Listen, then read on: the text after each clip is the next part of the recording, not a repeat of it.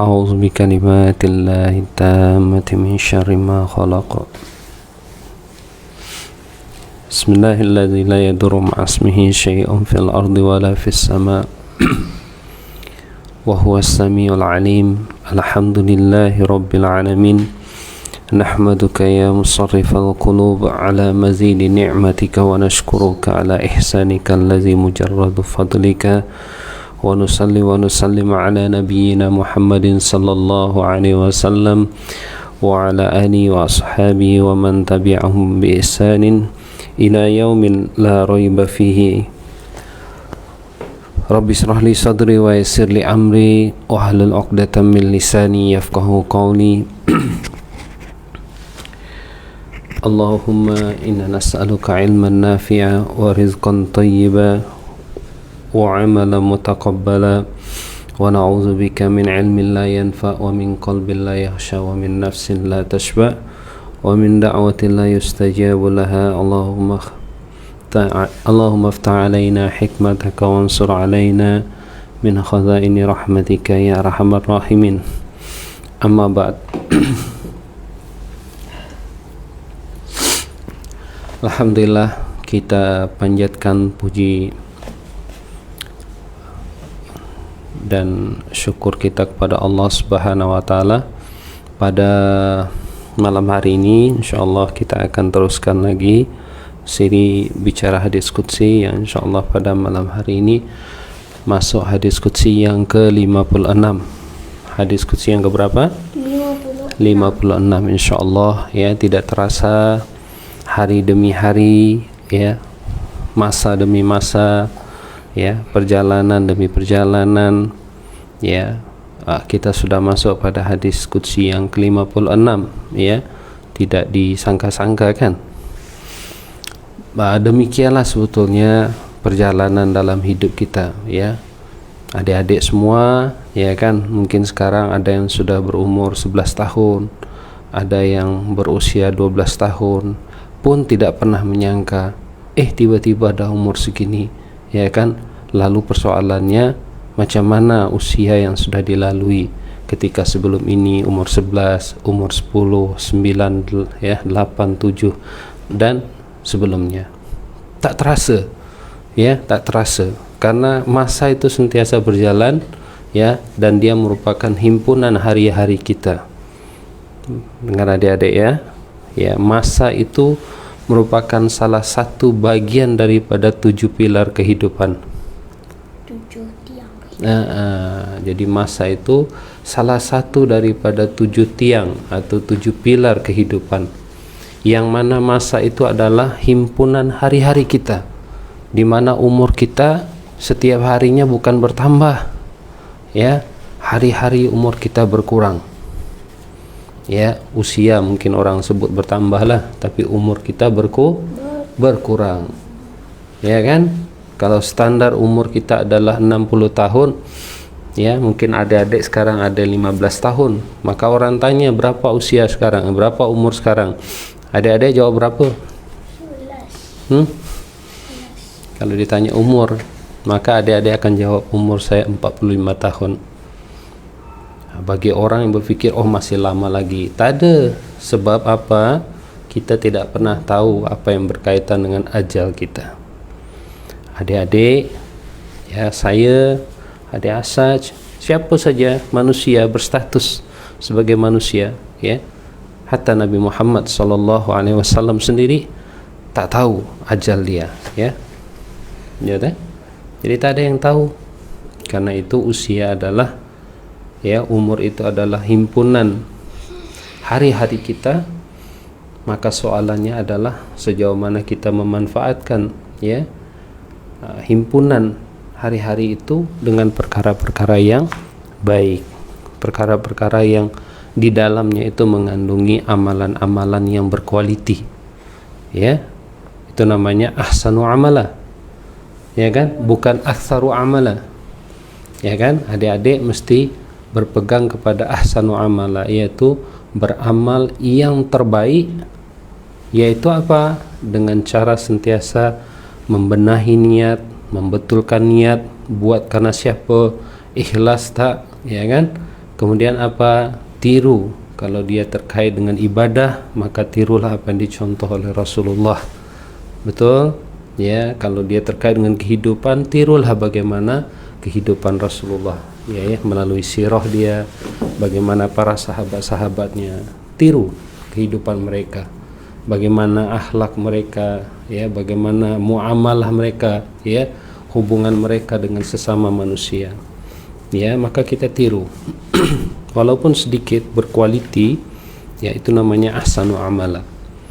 Bukan aktsaru amala, adik-adik ya. Aktsaru amala itu terlalu banyak beramal tapi tidak punya landasan, itu bahaya. Dan apa-apa yang terkait dengan ahsanu amala, amalan yang terbaik itu, dia tidak boleh dipisahkan dengan apa? Dengan Ahsanu takwim. takwim, ya, yaitu bagaimana manusia dicipta oleh Allah Subhanahu wa taala dengan sesempurna kejadian. Ya kan? Baik secara fisikal, baik secara spiritual, baik secara emosional. Itu Allah cipta sempurna. Dan yang paling menentukan di sebalik sempurna, ya, ciptaan manusia itu, Allah menjadikan wasilah-wasilah ilmu, ya, kepada kita semua, wahai adik-adik semua, yaitu melalui apa? As-sam'u wal basaru wal fu'ad. Ini 3 benda yang disebut dengan potensi ahsanu takwim, yang mana adik-adik semua mesti dari kecil mesti pegang baik-baik dan berusaha untuk menggunakannya sebaik-baik. Telinga ada, tapi fungsinya juga mesti ada, yaitu mendengar kebenaran. Betul tak? Mendengar kalam Allah. Mata ada, tetapi fungsi dia melihat. Melihat apa? Al-Quran. Alam semesta. Quran tadi dengar. Al-Quran kan Ya, Quran itu maknanya sesuatu yang didengar, bacaan. Tetapi mata, ya, difungsikan untuk melihat kebesaran Allah yang ada dalam alam semesta ini. Itu fungsi melihat, untuk melihat kebesaran Allah, termasuk yang ada pada diri kita. Betul tak? Mulai dari kita kecil, membesar. Itu mesti dilihat setiap perubahan itu. Betul tak? Sehingga kalau ada perubahan tuh kita semakin sedar. Ya kan, kalau kita tengok tanaman kecil, membesar, kemudian mati. Coba munasabahkan dengan diri kita. Kita sudah pernah mengalami masa anak-anak, remaja, ya kan? Kini tumbuh menua, dan satu waktu kita akan mati. Sebagaimana kita perhatikan tanaman juga seperti itu. Betul tak? Itu maknanya kita guna mata kita untuk melihat kebesarannya Allah bentangkan melalui alam semesta dengan segenap fenomenanya. Dan satu lagi potensi ahsanu takwim itu adalah jiwa kita, yang di situ ada kolbu, ya, di situ ada fuad, di situ ada lub, ya. Maka kita gunakan semua potensi itu untuk memproses yang didengar, masuk, diproses, maka keluar cakap yang baik, maka keluar tulisan yang baik. Yang ditengok alam semesta, kemudian ditransfer ke sini, diproses, sama juga keluarnya yang baik. Betul tak? Betul tak? Jadi itu adik-adik ya, dengan kita memfungsikan tadi itu, nih telinga, kemudian apa? Mata dan juga hati secara benar dan betul, insya Allah kita boleh apa? Melangkah untuk melakukan ahsanu amala. Dengan ahsanu takwim tadi, ya. Tapi kalau ahsanu takwim kita sudah tidak tahu nak guna, akhirnya apa? Telinga dengar sembarangan, mata tengok sembarangan, akhirnya hati tak mampu nak olah semua data maklumat itu, yang lahir adalah kita bertindak melakukan amalan-amalan yang justru apa? Menyesatkan. Merusak. Boleh juga aksaru amalah, banyak amal tapi tidak berlandaskan kepada ilmu. Baik adik-adik semua, insyaAllah kita akan serahkan pada adik Asad. Bacalah, sila hadis qudsi yang ke-56. Assalamualaikum warahmatullahi wabarakatuh. Waalaikumsalam warahmatullahi wabarakatuh. Hadis qudsi ke-56. Baik. Allah menutupi kesalahan orang beriman di hari akhirat. Allah berfirman dalam hadis qudsi yang berbunyi, Qala fa inni qad satartuha alaika fid dunya wa inni aghfiruha lakal yawma. Yang bermaksud, Allah berfirman, sungguh aku telah menutupinya darimu di dunia dan aku telah mengampuni dosa-dosamu di hari ini. Hadis riwayat Muslim. Okey. Sahabat Safwan. Sahabat Safwan bin Muhriz meriwayatkan, suatu hari ada seorang laki-laki berkata kepada Ibnu Umar, bagaimana engkau mendengar Nabi Muhammad SAW bersabda tentang apa yang terjadi antara Allah dengan orang mukmin? Ibnu Umar berkata, aku pernah mendengar Nabi Muhammad SAW bersabda, orang mukmin akan mendekati Tuhannya hingga dia meletakkan kedua tangannya dan dadanya kepada Allah, kemudian dia menuntukkan dosa-dosanya. Allah lalu berfirman kepadanya, apakah engkau mengetahuinya? Orang itu menjawab, wahai Tuhanku, aku mengetahuinya. Allah berfirman, sungguh aku telah menutupi darimu di dunia dan aku telah mengampuni dosa-dosamu itu hari ini. Kemudian buku catatan amal perbuatannya itu diberikan, yang di dalam termuat kebaikan-kebaikannya, sedangkan orang-orang munafik diumumkan di atas kepala-kepala para makhluk dengan firman-Nya. Mereka inilah orang-orang yang telah mengingkari Tuhan mereka. Hadis riwayat Muslim. Pelajaran hadis. Kawan-kawan, Allah itu sangat baik terhadap hamba-hambanya. Dia tidak ingin memperlakukan hamba-hambanya di dunia maupun mempermalukan hamba-hambanya di dunia maupun di akhirat kelak. Alhamdulillah,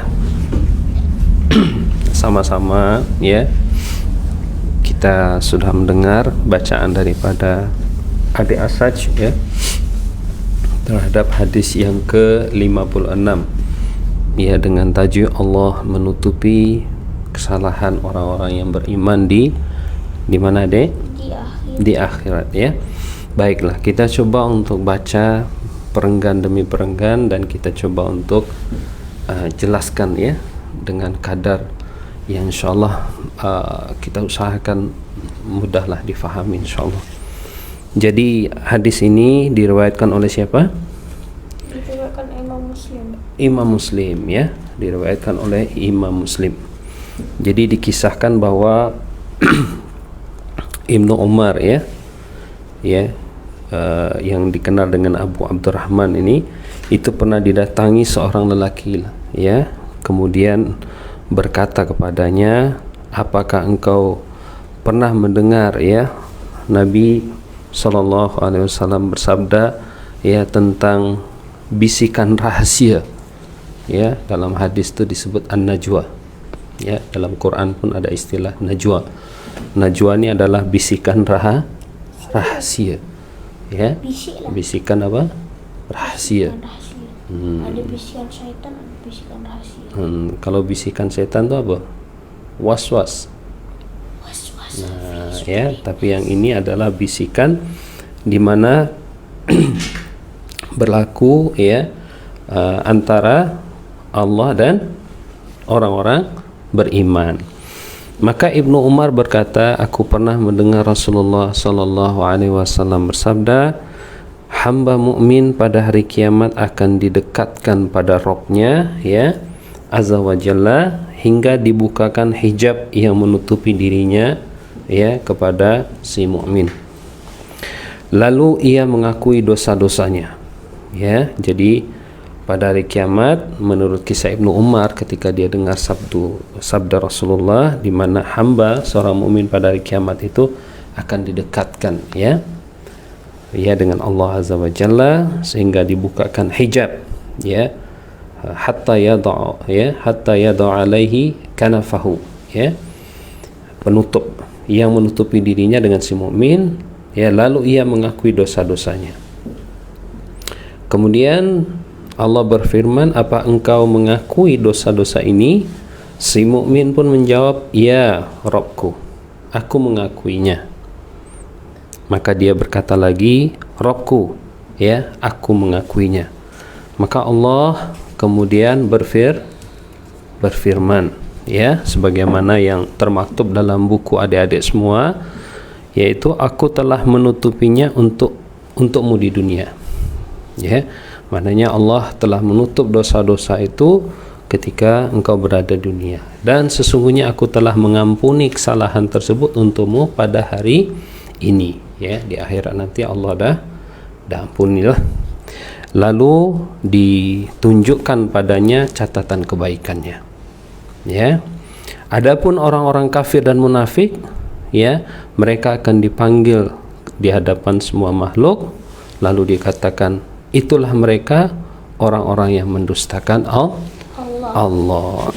Baik, adik-adik semua yang dimuliakan oleh Allah Subhanahu wa taala, melalui hadis qudsi yang ke-56 ini kita dapat ya satu perkara asas bahwa Allah Subhanahu wa taala itu ya sangat memberikan kemuliaan kepada orang-orang yang beriman secara terang-terangan ya. Allah Subhanahu wa taala itu memberikan kemuliaan kepada orang-orang beriman secara terang-terangan. Sebaliknya Allah ya dalam hal ini justru mengungkap keburukan orang-orang yang kafir dan munafik itu serta memperhitungkan secara terang-terangan juga. Nah, tengok ya, terhadap orang kafir Allah akan terang-terang menjelaskan tentang keburukan mereka, dan terhadap orang-orang yang beriman Allah juga secara ya terang-terangan memberikan kemuliaan dan menjelaskan tentang keadaan mereka. Ya, itu yang kita boleh lihat dalam hadis ini. Dan melalui hadis ini kita lihat bagaimana perlakuan nanti yang Allah berikan kepada orang-orang mukmin di akhirat. Ya, bayangkan ketika misalnya kita misal ini kita bawa dalam konteks kita, sebab dengan Allah itu dengan makhluk ya kita tidak boleh menggambarkan macam jarak yang dekat, tetapi nak menunjukkan hadis ini ketika berlaku najwa itu menunjukkan begitu Allah memberikan kemuliaan kepada orang-orang yang beriman. Ya macam adik lah, ya kan, adik dekat sini, adik ada masalah tak? Ada. Ya kan macam itulah kan. Coba cerita masalahnya, nanti Abi bantu selesaikan. Ini namanya najwa, ya kan? Serono tak? Berbisik itu dilarang gue. Itu kalau kita kalau kita misalnya di antara adab juga kita misalnya bertiga memang dilarang, ya kan? Ini memang Allah kepada orang yang beriman, ya. Jadi macam adik lah. Adik kalau ada masalah begitu ke Abi. Seorang anak, ya kan? Kalau dia didekati oleh ayah misalnya atau ibunya, sambil dibelai, ya kan, contoh lah ya, ini contoh saja. Perempuan. Kemudian didekati, dibisikkan, ada masalah apa nak? Coba cerita ke Abi. Tak ada. Perasaan anak-anak, perasaan adik-adik lah, kalau misalnya ayah dekati adik-adik seperti itu, seronok kita. Seronok kita. Kalau serius sangat tak seronok Nah? lah. Kalau serius sangat tak seronok lah. Ya kan, mesti ada adik kan seronok. Wah, ini Abi tengah dekati saya, tiba-tiba dia cakap adik nak apa bagi tahu. Mesti kita seronok kan, ya kan, sebagai anak, ya kan. Kita pun akhirnya apa, sampaikan semualah apa yang kita nak kan, betul tak? Kita pun mengakulah, mengaku kita, sebab kita rasa kedekatan itu seolah-olah tidak ada lagi sekatan-sekatan. Hatta kita nak cerita apa kekurangan kita terhadap apa ayah kita, betul tak adik-adik kan? Iya betul Abi, saya semalam buat perangai sekian. Abi boleh tak maafkan? Abi dah tahu dah, memang awak buat sekian kan semalam kan? Iya betul lah, mengakui kan? Sebab dekat dah. Coba bayangkan kalau Abi dari jauh itu angkat suara, ya kan, dan mengetahui kesalahan-kesalahan kita. Itu perlakuan Allah kelak kepada orang-orang siapa? Kepada orang-orang kafir dan orang-orang munafik. Tetapi itu istimewanya, ya Allah memperlakukan orang-orang yang beriman. Maka hadis ini dibagi tahu ketika didekatkan ya mukmin dengan Allah tadi, hingga dibukakan hijab ya yang menutupi diri Allah dengan si mukmin, lalu apa, ia mengakui dosa-dosanya. Mukmin tuh karena udah dekat, ya kan, dia pun cerita, ya Allah saya sekian melakukan di dunia sekian, ya, apakah engkau mengakui? Kata Allah, ya, Allah tanya nih, apa engkau mengakui apa yang sekian kamu lakukan? Iya betul, saya mengakui. Coba bayangkan, pengakuan atas kesalahan kita di dunia itu Allah tutup. Jadi di sini kita tangkap, kita nih adik-adik semua, ya, saya, adik-adik, semualah kita. Kalau Allah tak tutup aib kita di dunia, Allahu Akbar. Rasanya memang dekat TV tu tak ada orang nak tampil lah. TV 2, TV 3. Ya, mana-mana TV lah kan. Ya kan, mana-mana mimbar tu, ya, kalau Allah singkap aib siapa saja nak bercakap ni, Masya Allah, tak ada orang nak berceramah dah. Betul tak adik-adik? Betul tak? Ya kan? Ya kan, macam kita di rumah berbeza ketika kita di luar. Coba bayangkan kalau perangai kita di rumah tak baik, tiba-tiba kita keluar, Bawa keluar. dan Allah zahirkan keburukan kita di rumah di luar. Nak buat apa? Diam. Habis dah. Kita masuk surau dengan perangai yang baik, tiba-tiba apa? Keluar surau, Allah singkap. Nah, awak dekat surau je sekian, keluar surau, nih perangai sebenar awak, Allah singkap. Macam mana? Jadi kita bersyukur sesungguhnya, ya, terutama kita orang beriman, ya, bahwa Allah Subhanahu wa taala tutup dah aib kita. Ya, hari demi hari sesungguhnya apa? Kesalahan kita tak terhingga. Ya, kita banyak melakukan kesalahan. Mulai dari lintasan niat kita, mulai dari lisan kita, mulai dari tulisan kita, mulai dari gerak-gerik badan kita, mulai dari isyarat mata kita, mulai dari apa? Dah banyak sangat. Sehingga ya, itu semua Allah tutup. Dan kita mengikut kepada hadis ini, orang yang kelak mengakui, ya betul Allah, betul semua yang engkau dedahkan itu betul, dan engkau dah menutupnya ketika di dunia. Maka karena itu adik-adik semua, kalau kita buat satu kesalahan, jangan berbangga dengan kesalahan itu. Boleh adik? Adik kalau melakukan kesalahan bukan ditampilkan, ya kan? Hari ini coba perhatikan, kita lihat media hari ini, orang dah buat perangai tak betul, kemudian dibuat secara live, hanya mengejar untuk boleh buat konten supaya dapat apa? Duit. Masya Allah, musibah. Ya, Orang sekarang dah tak peduli lagi apa yang dia buat ini konten yang bermanfaat ke, atau justru untuk mengaibkan diri dia sendiri. Kita tak tahu hari ini sudah macam-macam benda. Semua demi konten, betul tak? Ya kan? Masya Allah. Sementara ya, itu perkara yang sangat dicela oleh agama. Kalau kita secara terang-terangan dah tahu benda silap, kita buat secara live, kita zahirkan secara live, kita tunjukkan secara live, ya kan? Ini yang besok, ya, kalau menurut pendapat ulasan daripada ulama terhadap hadis ini, adalah orang yang memang tidak akan dapatkan apa-apa di akhirat. Maknanya orang yang mendapatkan ya penjagaan aibnya itu tadi, ditutup aibnya itu adalah orang ketika dia tahu satu kesalahan, maka dia mohon Pertolongan. ampunan Allah. Kalau udah tahu Ya. kesalahan, Sudah tahu salah, dia mohon, ya Allah, ya, anta ghafiruz zambi, engkau adalah maaf, ya, mengampuni dosa, maka tutup dosa saya, ampuni saya. Bukan dah tahu kesalahan, dosa, ditegur tak mau, tiba-tiba menzahirkan kesalahan itu lagi kepada halayak ramai dengan bangga lagi. Nah, ini yang adik-adik bahaya ya, kalau kita perhatikan adik-adik ya, bangga, dah silap bangga lagi.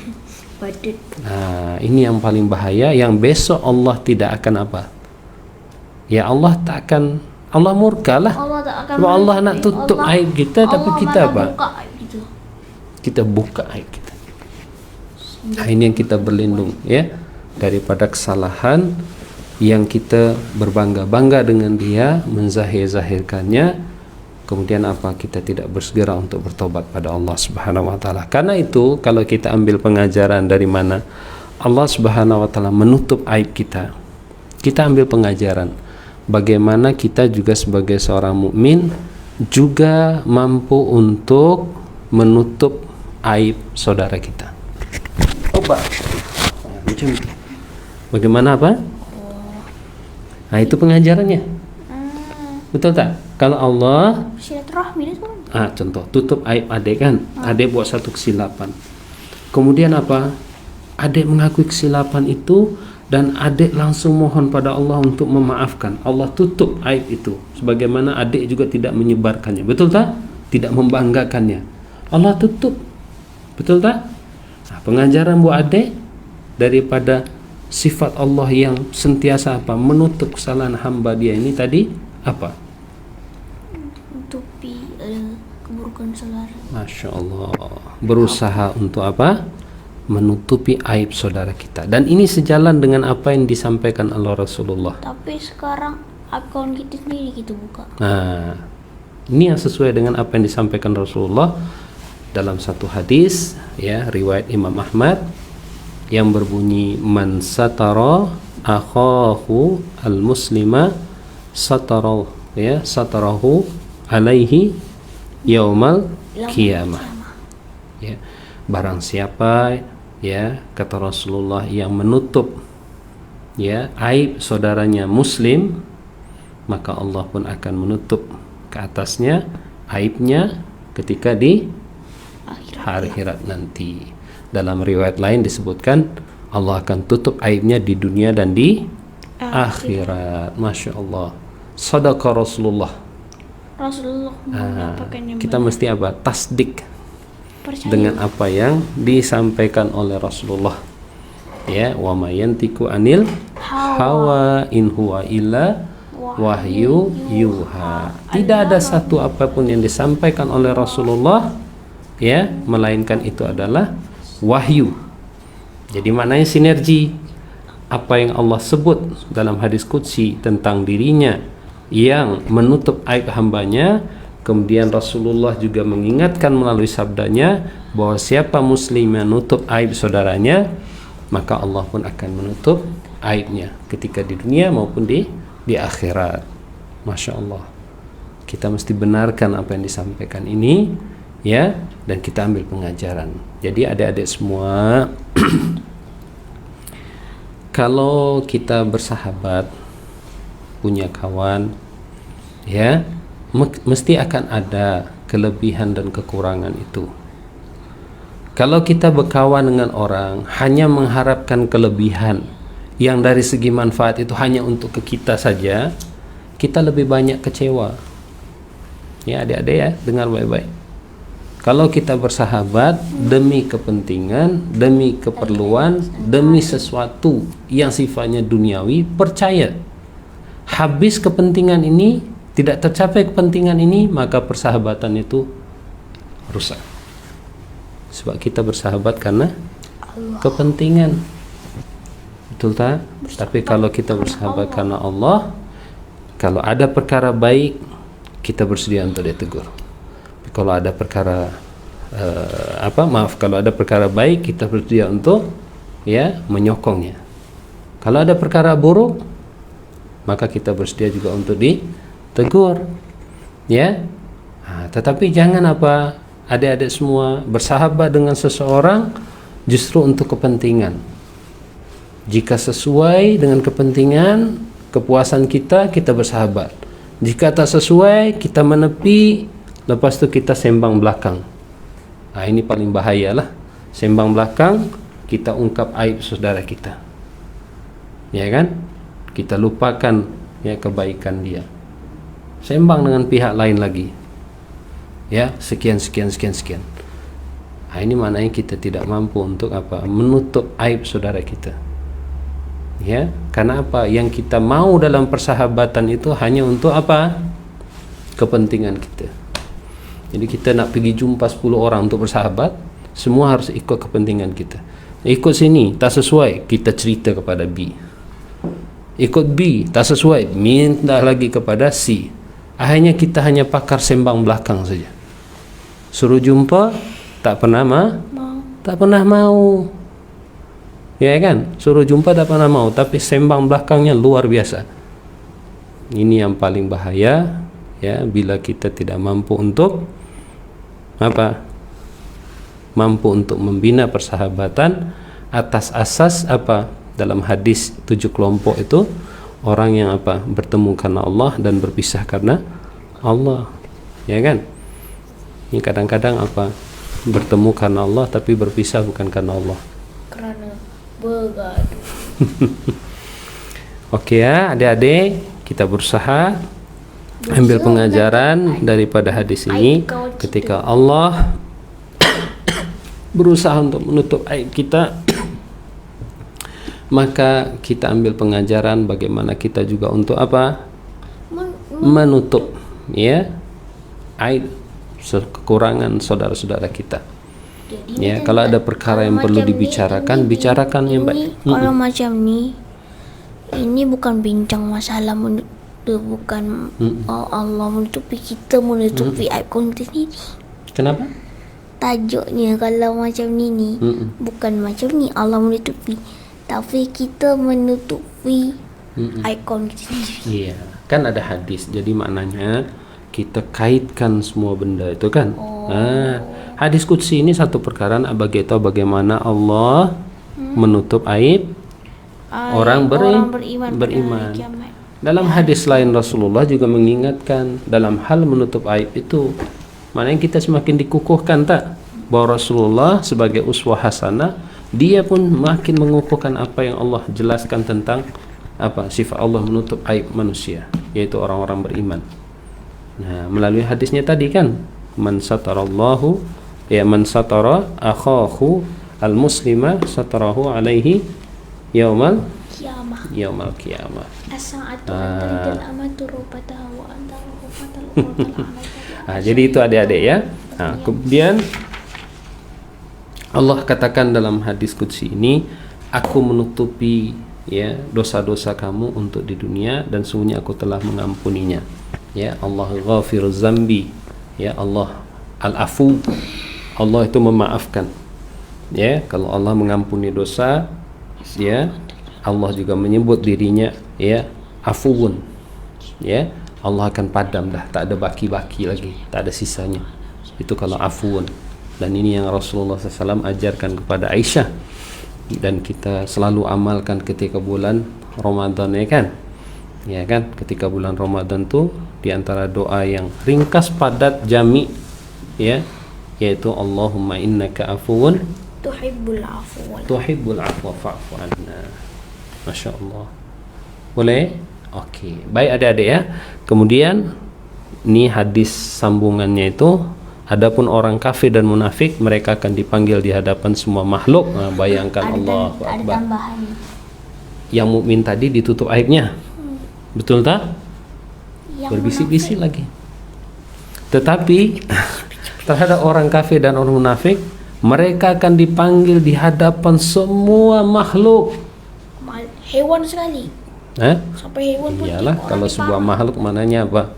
Ada manusia, ya, ada Malaikat hewan. sekali.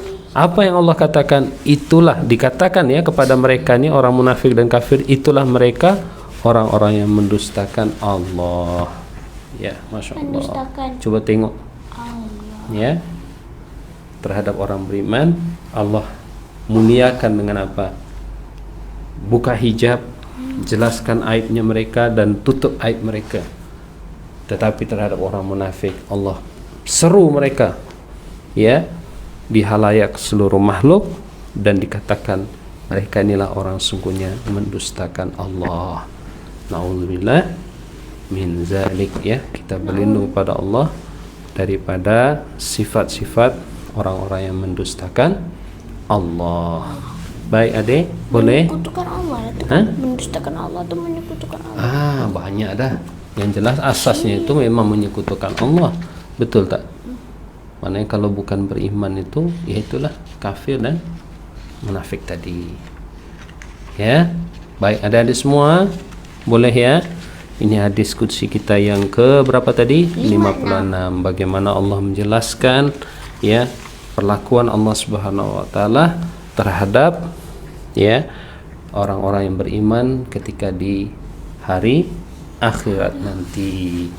Ya, kita berusaha untuk coba ya memanfaatkan peluang dan juga ruang yang ada ya dalam kita bersahabat dengan siapa saja.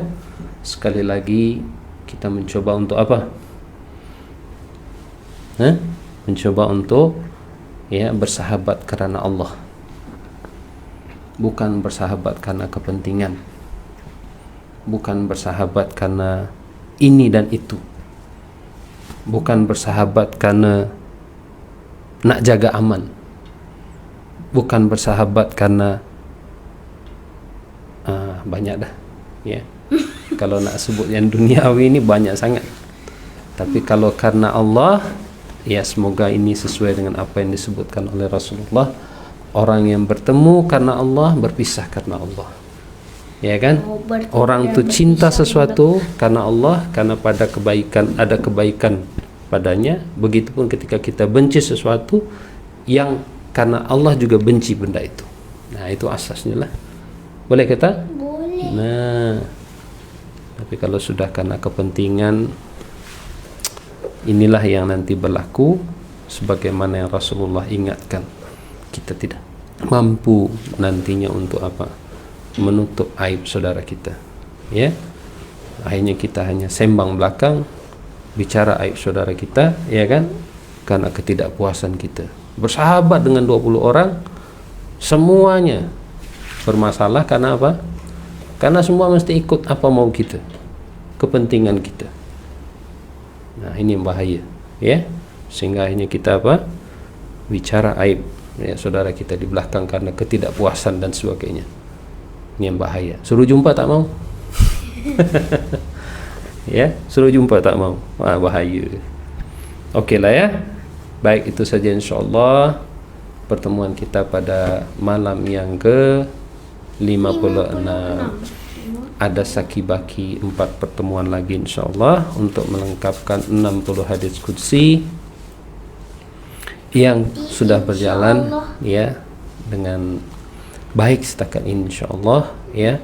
Diharapkan adik-adik semua walaupun hadis qudsinya ringkas-ringkas ya, paling tidak kita mohon ya Allah adalah perkara-perkara ringan yang boleh kita dengar dengan baik, kita coba untuk proses dia dalam kalbu kita dan kita coba untuk buat ya dalam kehidupan kita setakat kadar kemampuan yang kita boleh usahakan. Ya. Kalau 60 hadis qudsi itu memanglah Orang ya. dulu cari satu hadis pun keliling satu dunia. Kenapa? Orang dulu cari satu hadis aja keliling satu Masya dunia. Allah, itu semangat orang dahulu ya, para sahabat semua. Mungkin itu semangat yang kadang-kadang kita perlu ambil sebagai bekalan kita. Para sahabat tuh kalau jumpa dalam majelis ilmu bersama Rasulullah, dia akan dapatkan mungkin ya pesan-pesan Rasulullah, ya mungkin melalui qaul dia ataupun fi'liyah dia, perbuatan dia yang mereka tiru, mereka dengar, mereka coba, mereka amalkan. Nah itu semangat para sahabat tuh. Kadang-kadang mereka jumpa Rasulullah itu, Rasulullah tanya,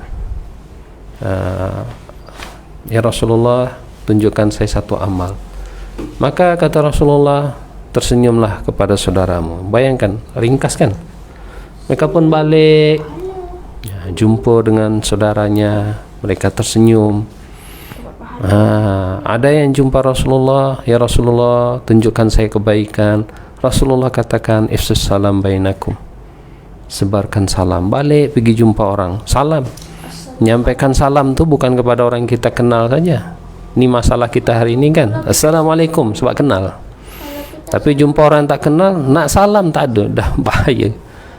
Nah itu isunya ya. Jadi begitulah semangat para sahabat. Dengan sedikit ya cetusan ilmu yang mereka dapat, mereka coba untuk mengamalkannya. Adik-adik istimewa ada 60, Masya Allah, 60 nih banyak sangat. Sampai entah yang mana satu kita nak buat kan, banyak sangat. Tapi kita mohon pada Allah, dari 60 tu adalah ya sedikit banyak yang boleh kita bawa kepada ruang amal, insyaAllah ya, mengikut kadar kemampuan adik-adik masing-masing lah ya. Tak boleh kita nak samakan semua mesti buat sekian ya, berusaha. Masya Allah, apa itu fastabiqul khairat, betul sekali, berlomba-lomba ya, bermusabaqah dalam apa, al khairat, dengan perkara yang baik. Berlomba lagi. Ya, bukan berlomba sukan saja ya, berlomba dengan kebaikan ya. Ada lagi kita yang pesan di situ? Insyaallah. Oke lah, alhamdulillah lah ya, semua yang mengikuti, berkontribusi, memberikan pandangan ya. Harapnya adik-adik semua di rumah ya bolehlah ya mengikuti, insyaallah. Itu saja, sudah azan Isya, insyaallah kita sambung esok. Kalau ada kesilapan dalam penyampaian, maka itu murni kesalahan daripada kami, mohon kiranya dimaafkan ya.